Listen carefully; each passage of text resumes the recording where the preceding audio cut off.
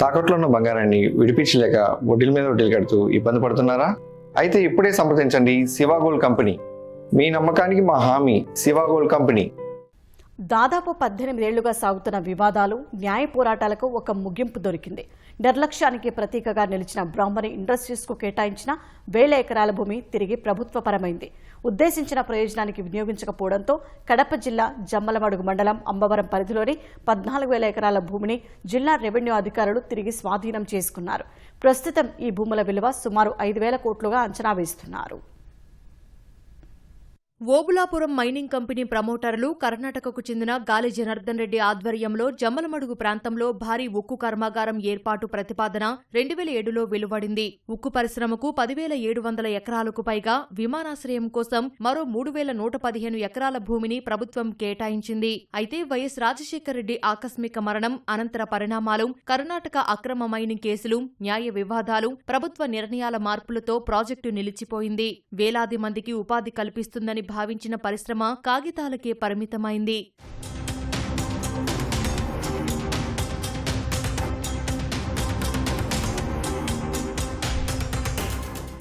బ్రాహ్మణి industries commercial airport, flying academy, విమానయాన అనుబంధ పరిశ్రమల ఏర్పాటుకు 2008 మార్చి 25న అప్పటి ప్రభుత్వం 3,115.64 ఎకరాలను ఎకరాకు 25,000 చొప్పున కేటాయించింది.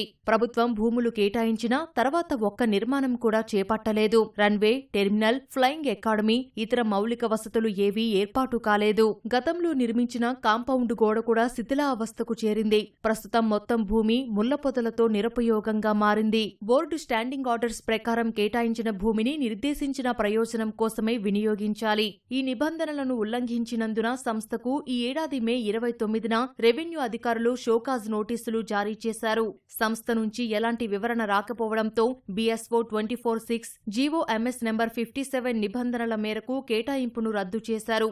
భూమిని ప్రభుత్వ వశం చేసుకోవాలని నిర్ణయించారు. 48 గంటల్లో భూమిని స్వాధీనం చేసుకోవాలని జమ్మలమడుగు తహసీల్దార్కు కలెక్టర్ సూచించారు. వెబ్లాండ్, అడంగల్, 1B రికార్డుల్లో మళ్లీ ప్రభుత్వ భూమిగా నమోదు చేశారు. ఎలాంటి రిజిస్ట్రేషన్లు, లీజులు జరగకుండా జిల్లా రిజిస్ట్రార్కు ఆదేశాలు జారీ చేశారు.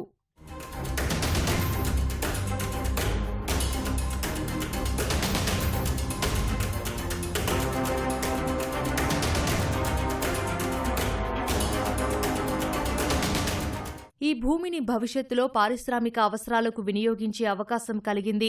వాస్తవానికి ఈ భూముల్ని 2011లో స్వాధీనం చేసుకుంటూ ప్రభుత్వం ఉత్తర్వులిచ్చినా స్వాధీన ప్రక్రియ జరగలేదు. ప్రస్తుత కలెక్టర్ చెరుకూరి శ్రీధర్ చొరవ తీసుకుని న్యాయ వివాదాల పరిష్కారానికి చర్యలు చేపట్టి భూముల్ని స్వాధీనం చేసుకున్నారు.